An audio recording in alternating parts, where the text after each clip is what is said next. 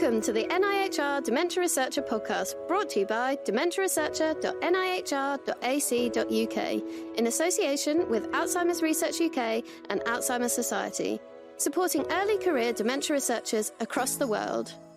Welcome to the Dementia Researcher podcast, bringing together early career researchers and leaders within the field to discuss their research, hot topics, and to share career tips.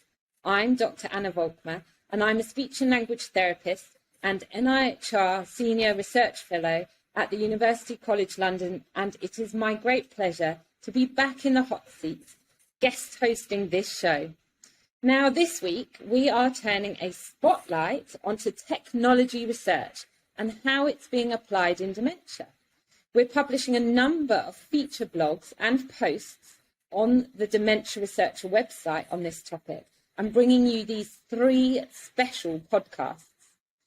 In these shows, we're joined by early career researchers from the Pan-European Distinct Group, or to give its full title, the Dementia Intersectorial Strategy for Training and Innovation Network for Current Technology, part of Interdem. We're going to be discussing their projects, giving an overview of how technology and dementia research is progressing, and providing some insights and tips for others who might be interested in this field. So today, in the second of these shows, we're discussing design and development of tech interventions. But before we get to that, let's meet today's brilliant guests. So I'm delighted to be joined by Fanny Monet from Vrije. I said it wrong, Fanny. Can you tell me the university name in Brussels? It's Vrije Universiteit Brussels.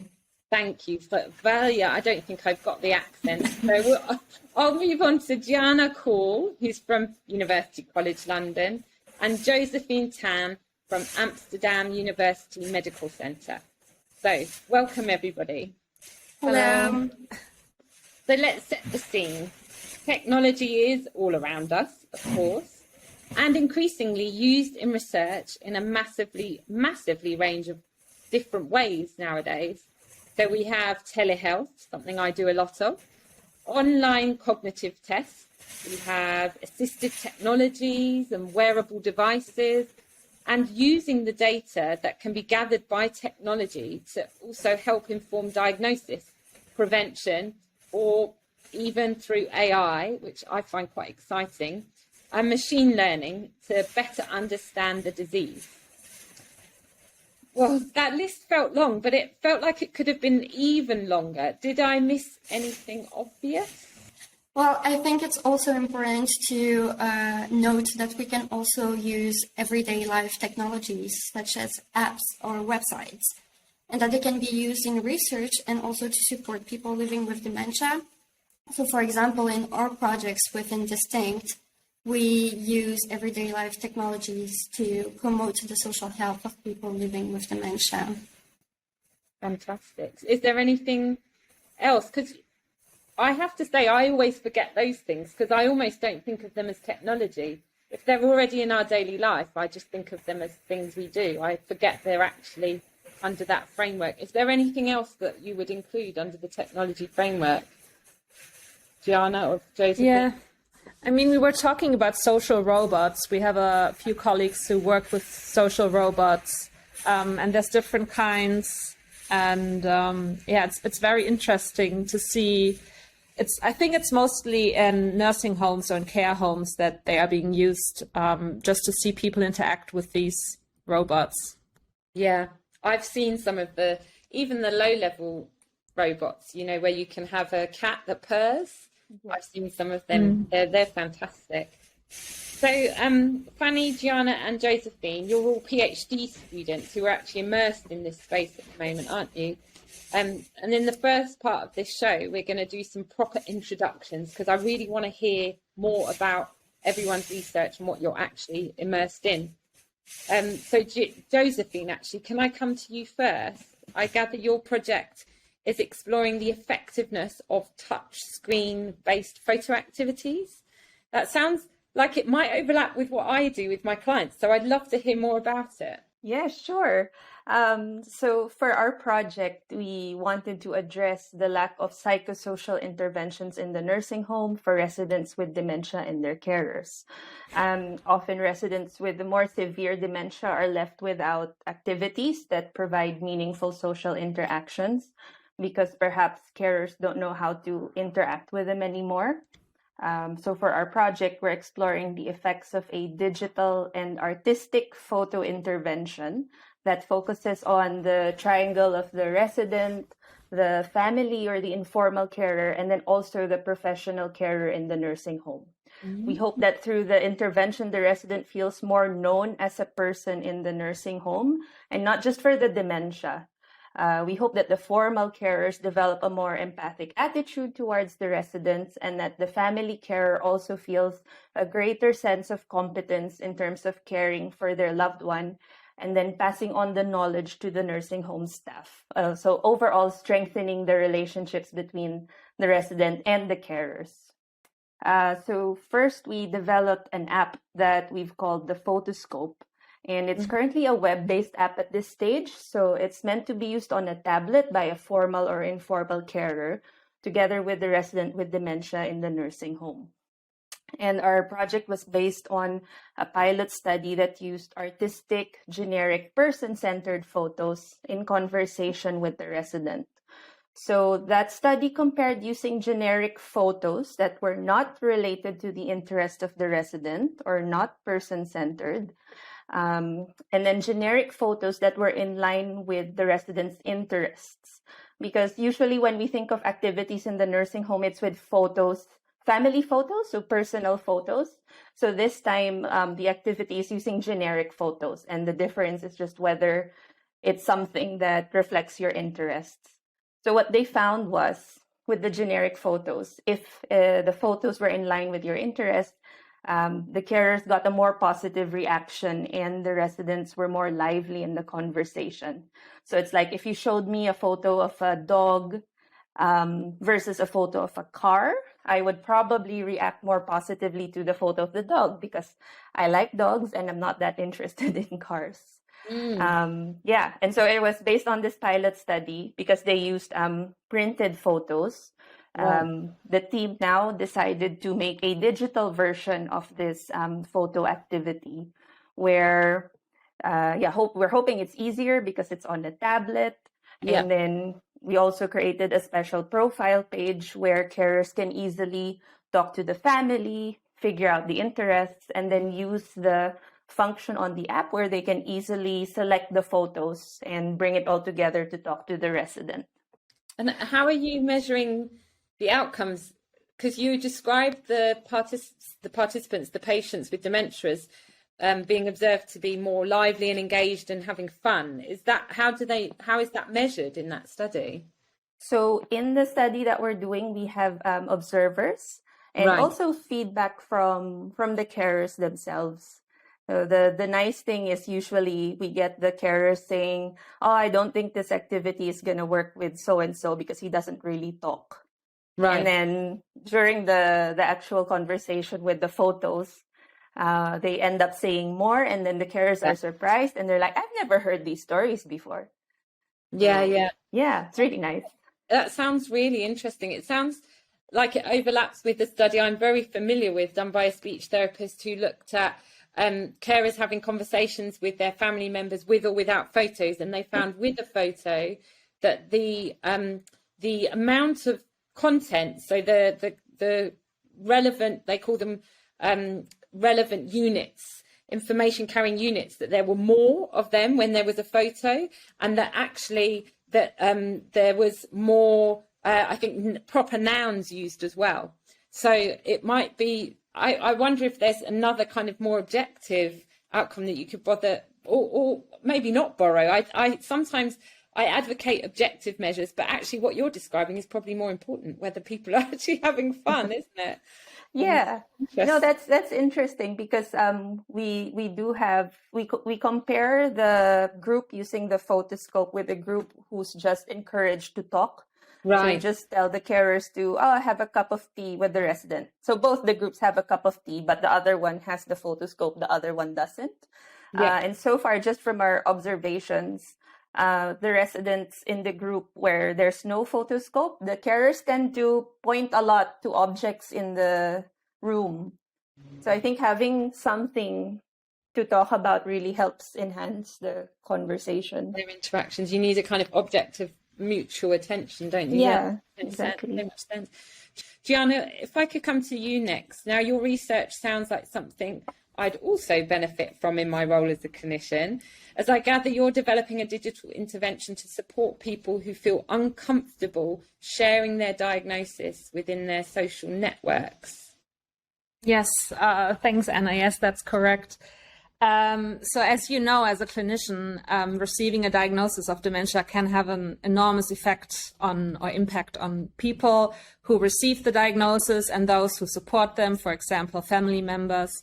And unfortunately, dementia is still heavily stigmatized, and many people might be wary or anxious sharing the diagnosis with family and friends or people they know less well. So that in turn can lead to them socially withdrawing, not taking part in activities, but also less access to post-diagnostic support because you have to reach out to people and resources and share that you have the dementia diagnosis. So that's where our website comes in, or the intervention that we are working on. So the website we are developing is based on an intervention that's called Who to Tell, How and When, which was developed by my colleague at UCL, Dr. Jem Batt. And it is aimed at supporting people who are fearful of sharing the diagnosis in their decision-making process. So it's not so much about them having to disclose the diagnosis, but just feeling comfortable in the decision you make and thinking about who would I like to tell and who maybe not, and when would be a good moment to talk about it. So the reason we are making a website out of this intervention is just to make it more accessible to people, and to make it available to people who cannot or who do not want to attend the face-to-face intervention. Especially since, access to good post-diagnostic support seems to be a bit of a postcode lottery, as I've learned in the studies I've done. To tell you a bit about how we're doing this adaptation. So I've done 2 rounds of focus groups with people with dementia and family carers. And the first round of focus groups, I told the participants about the intervention. And we just wanted to get an idea of what platform would they like to use, what format, what do they find important in a digital version. So based on their feedback, I then started creating a website. I've been using Wix, which is a free website builder, just to have, make a start with it. And then I did a second round, which I actually just finished, again, with people with dementia and family carers, where I showed them photos of the website to get feedback on the design and how it looks and the amount of text I put on there. So, that's the studies I have done. And maybe to tell you a little bit about the conversations we've had and maybe some of the things people mentioned that we found interesting is, I remember when I started with the PhD, I thought, I really want to make an app because an app is so fancy and so cool. And it seems like, the ideal tool to have an intervention. But I did the focus groups then in July, and people said, no, we don't want an app. It's, we think it's fantastic to have this intervention, but, we're not going to use it that much. It's probably going to be really useful for someone who's struggling to go through the content and through the sessions, but then you're not going to use it again, and an app wouldn't be worthwhile for them. And another thing that really came up a lot in both rounds of focus groups is how do people access it? So people already by themselves talked about implementing it, and you have to make sure it's easily accessible. People have to find out about it. So they talked about involve organizations like the Alzheimer's Society, for example, make use of what is already out there to spread the word, which again, I think kind of shows that a lot of people struggle with accessing appropriate support after the diagnosis. Absolutely. You could see me vigorously nodding. I think support is so tricky, and it's a huge decision, isn't it? And are you able to, through the website, make it more personally relevant, or is it very broad? Is it kind of a psychological intervention that supports people to decide whether to share it, or is it about how to, or it's not about how to? Is that correct? No, that's part of it, but it's a bit generic, I would say. So there's 3 sessions. People think about what does it mean to have dementia, because for example, there's a stigma attached to it, but also what are the pros and cons of telling, and who, might support them if they do tell. And, maybe there's a neighbor who doesn't need to know because that person has never really been supportive in the past. So it's thinking about different things that are important, I guess, in, just having the dementia diagnosis. Yeah, and levels of social networks. That makes complete sense. It's surprising sometimes. I've worked with people who haven't even told their spouse or partner. And then I've worked with people who have their family knows, but they have never thought. So recently I've been working with somebody who goes on a lot of dog walks and then lost their dog. And then actually that was an issue because he couldn't communicate with people because of his diagnosis. And it became a real barrier of whether to or how to communicate. But they hadn't even thought about that kind of outer ring, how to tell people in the public domain. It's so complex. It's such a multi-layered onion, isn't it? Yeah. And I think especially what you said earlier, that someone might not even have told their partner or spouse. A lot of the times when the person does receive the diagnosis, they are accompanied by their spouse and partner, for example. So then you need to have a discussion, maybe whose diagnosis is it. Maybe the partner wants to share it, whereas the person with the dementia diagnosis doesn't. So there's lots of things you need to think about, I guess, in that process.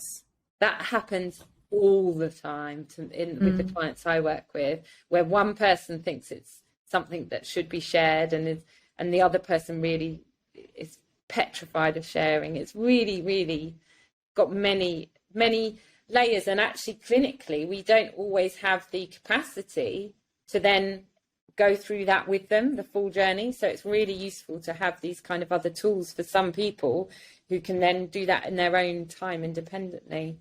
That's really exciting as well. So, well, finally, Fanny, I can see that you're also working on an interactive website, but this one's around advanced care planning for people with dementia and their families, which is actually, it's a topic I'm personally quite passionate about, because I think I often talk about an advanced care plan as being a bill of rights, a way of maintaining your voice in your future care, that when I'm talking to clients. And so I'm quite keen on it.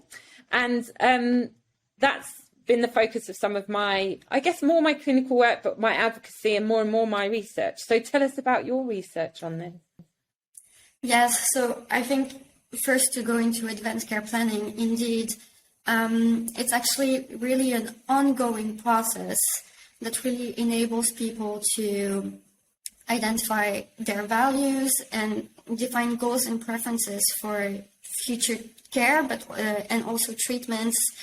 And so the process really involves people discussing their life values and what matters most to them, and any wishes for the future with both family and healthcare providers, like you mentioned.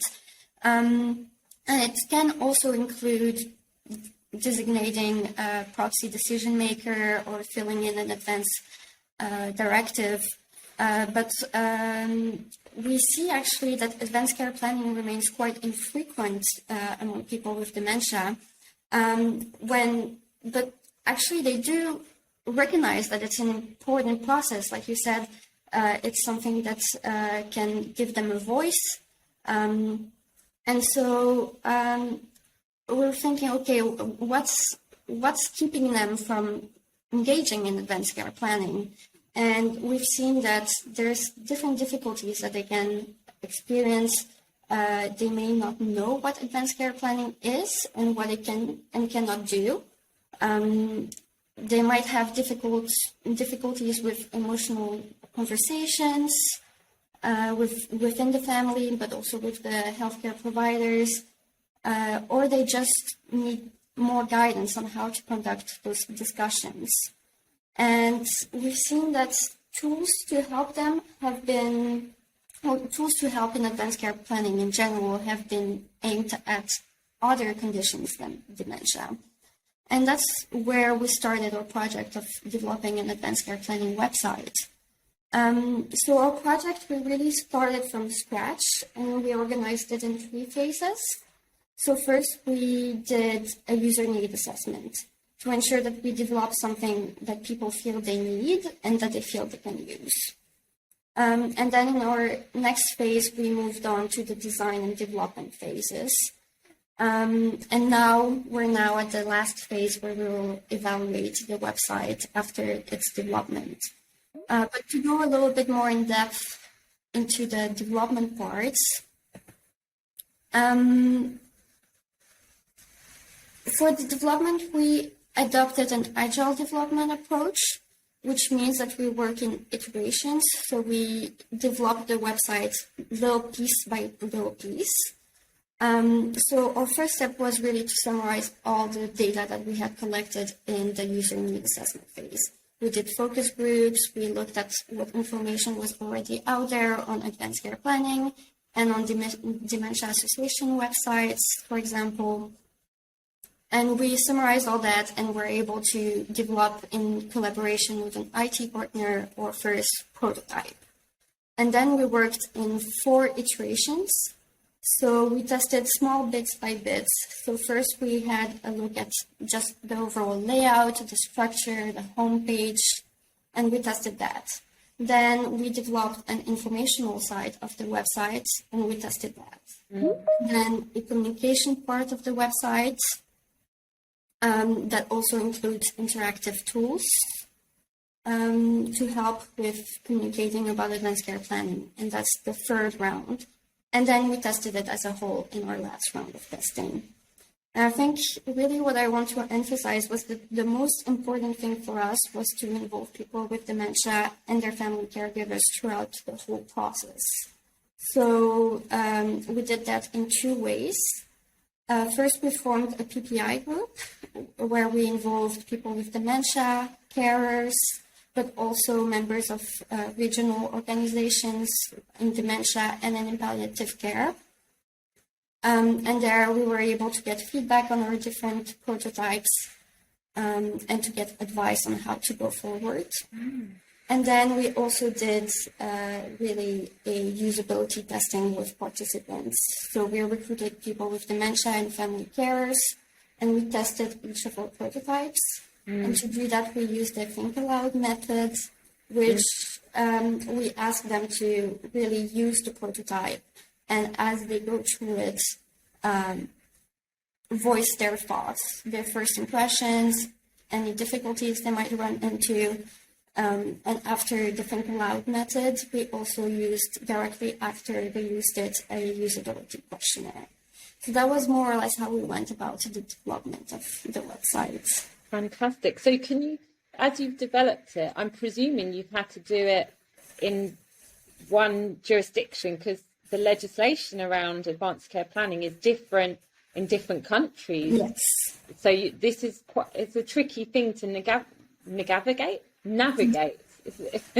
Even linguistically, it's tricky to get around that, isn't it? Yeah, indeed. So I work at the Vrije University at Brussels, which is based in Flanders, in Belgium. Because even in Belgium, there might be differences between regions. There's different languages. So we've developed the website in Dutch. Okay. And so that was also something that we've taken into account when we were looking at who to involve in our PPI group. And that's why we've involved organizations within Flanders that can also advise on these kind of things. But it's a really useful model that then, once it's trialled, the same processes could be used to set up similar systems or similar sites in different legislative regions. That's really interesting. Thank you for, sharing these 3 amazing projects that are clearly all going to make a really practical difference in people's lives. Now, there are 12 other projects just like these that you can find more information about at dementiadistinct.com. But before I move on, I just wanted to ask you a quick question. How did you develop these interventions during COVID? That must have been very tricky. Very tricky indeed. For me, I was the last one to enter the Distinct group. I started in February 2020. So 2 weeks into office, we went into lockdown. So we really started the project as an online project. And for my experience, because I wasn't fluent in Dutch yet, and we were working a lot with the nursing homes and, of course, older adults. And so it was more difficult for me to kind of navigate. But I think everyone just really made an effort to connect online. And so I realized I also had to make extra effort. So I used a translation software for all my emails to communicate with the carers and the families. And I made it a point to be,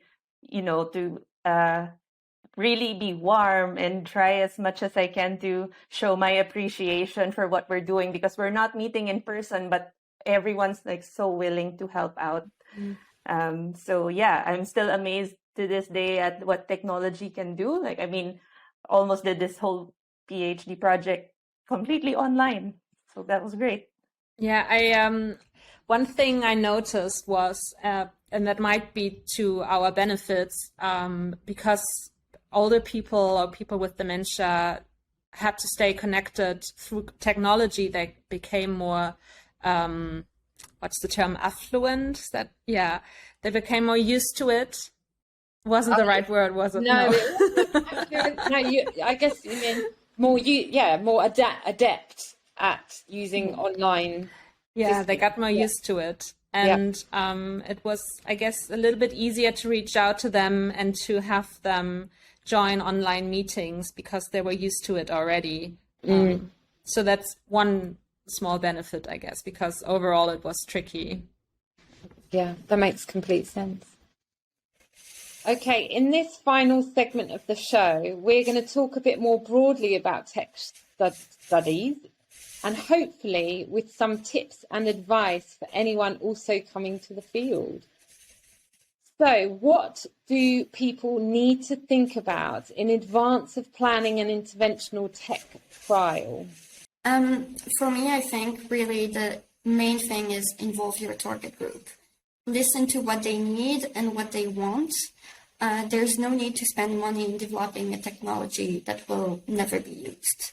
And really do this from the start. Don't wait until you have a prototype to start involving them. Really do it from before you start the development process. Fantastic.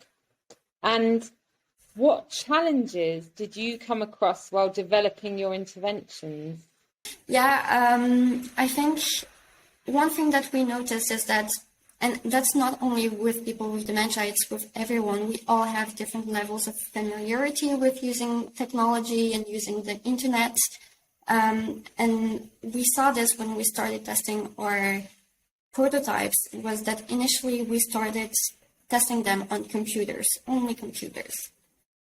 And then we noticed in our first round of testing that people were trying to touch the screen of the computers like a tablet. And so that was things that we weren't expecting that we had to adapt to. So we really made sure after that round that our website was compatible also with tablets and that people could use whatever device they preferred, be it a tablet or a computer. So it's these kind of small, unexpected things that you need to take into account and adapt to, I think. Which really emphasizes the point of not only listening to what they say, but watching what people do right Indeed. from the beginning, isn't it? So it's not, Indeed. it's about observing and listening and working alongside people with lived experience. That makes complete sense. I'm glad you gave both examples, because that's something I often feel like I'm telling other people to watch and listen to people with dementia, not just write them an email, but actually interact. Mm-hmm. So how does developing a technological intervention for people with early stage dementia differ to developing a technological intervention for people with more moderate to advanced stage dementia and even older people in general? Josephine, that sounds like a question for you. Yeah, I can speak for the moderate to advanced dementia. I guess for the practical things, we had to make sure that all the photos we used had high readability, so that people can see them well. And on the tablet, we made sure that you can enlarge the photo. So yeah, both the carer and the resident will have a good view, whoever is holding the tablet. In terms of collecting, I guess, data or feedback from the residents, have to keep in mind that your questionnaires shouldn't be too long, or if you can avoid questionnaires at all, that's better. So in our project, we use what's called the smiley face assessment scale, which is like 5 smiley faces that say, how do you feel about the intervention? Or how are you feeling now? And they can just point to, yeah, happy, very happy, or neutral, or sad, very sad. And then, of course, they're free to add on whatever. So it's not a limiting way of asking about their feedback. Yeah. And then also just to say that especially with people who have later stage dementia, there's always the assumption that this won't work. They won't use the technology. So it's also trying to counteract that from the carers and saying there's a lot of things that, we can still do together. Do you video record the people as they're using the technology? No, we don't. But we do observe via video call.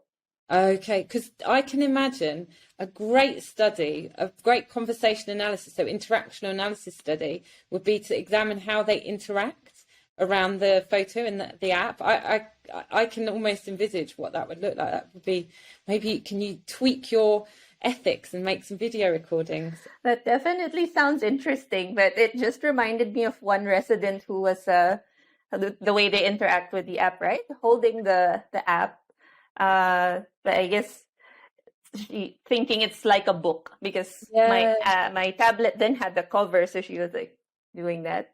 Yeah. And so it would have been great to catch that in the recording. Yeah. Well, next time, or tweak it, or an amendment, who knows?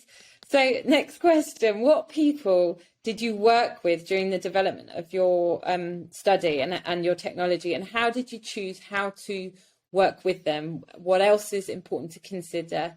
This question could include a bit about budget, perhaps, Gianna? Would that be relevant? So for me personally, not so much. I think that's also, I do have some suggestions in that sense that I developed this website using Wix. So I was the only one working on it, which saved a lot of money, I would say. But I'd never done this before. So I think, if you're on a budget and you don't have so much money, make use of, for example, undergrad students who are working in IT or computer science, have them have a project where they can actually develop a website or an app for you. So I did it by myself, but I know Fanny, for example, she's done the whole thing with software companies, so maybe she has something on that topic. Yeah, I think for us, the most important thing was to work with a partner that could see our vision, that didn't just want to build something and be done. So we really had a look at companies in Flanders. We wanted to work with a regional company that could also advise us on language or these kind of things. And so we also wanted to have a company that had already worked with people with dementia and that had already worked with PhD projects, because technology is a very fast field. They move really fast, whereas a PhD project is a little bit slower. You have to test things, you have to double check things with supervisors, or these kind of things that you have to take into considerations. So we really had a look at someone that knew how we would work and that wouldn't mind it. So that's kind of the things that we took into consideration when we chose who we were going to work with. So you didn't need to be a techie person already. You didn't need coding skills or anything like that in your undergraduate degrees. No. Like everyone's shaking their head. Anything. No one. Useful. Okay. So what advice would you have for anyone else coming to this field of research? Who would like to take this question? Do you want to go back to Gianna or Fanny? Yeah, I can. I'm happy to go first. So I think you often underestimate people with dementia. And of course, people in the more advanced stages won't have the ability to give as much feedback maybe as someone in the early stages. But don't underestimate how much people with dementia and cognitive impairments can still do and how much they can contribute to research and help you with your studies. Would be my advice, yeah. That's a top tip. Any other quick top tips? I just want to say I completely agree with Jana, and I think also what I really enjoy in this field, working in this field, is that it's a really multidisciplinary and intersectoral field. You learn from other people and you get to share your knowledge with other people, and I think that's what makes it such a rich field of research. Brilliant point, yeah. And Josephine, anything else? Top tip? Yeah. Just to add to that, like what we said before, we all didn't have a lot of techie experience. So don't be afraid if there's something you don't know, because you learn a lot on the job. And I really think that we need more researchers in this field, because technology is really hot. It moves fast. We need the support from researchers who also take into consideration the ethical side of things. So we need to look after the people who we want to help in the end. Yeah. So it's time to finish up today. Now, Gianna, can you tell our listeners where to go to find out more information on this programme and all of your work? Yes, of course. So I'm working with the UCL's Unit for Stigma Research, and if you Google that, you'll find more information. That's wonderful. And we'll include a link in the show notes. But just to summarise, really, if you're interested in research in tech, remember, you don't have to be techie. This is an incredibly interdisciplinary, multidisciplinary field. And in that team of multidisciplinary people are, of course, people with dementia. And we should never underestimate the value of working alongside with, collaborating with people with dementia and what they can bring to this innovative and exciting field. And I'd like to thank these incredible guests today, Fanny Monet, Gianna Call and Josephine Tan. Good luck with all your projects, and we hope you will come back again to us and update us as things progress, because I think these are not only exciting research projects, but hugely clinically relevant, and I certainly want to hear more. I'll be back in a few days' time with the last show in this special series, but in the meantime, I'm Anna Volkmar, and you've been listening to the Dementia Researcher podcast. Bye now. Thank you so much. Thank Bye. you. Brought to you by dementiaresearcher.nihr.ac.uk in association with Alzheimer's Research UK and Alzheimer's Society, supporting early career dementia researchers across the world.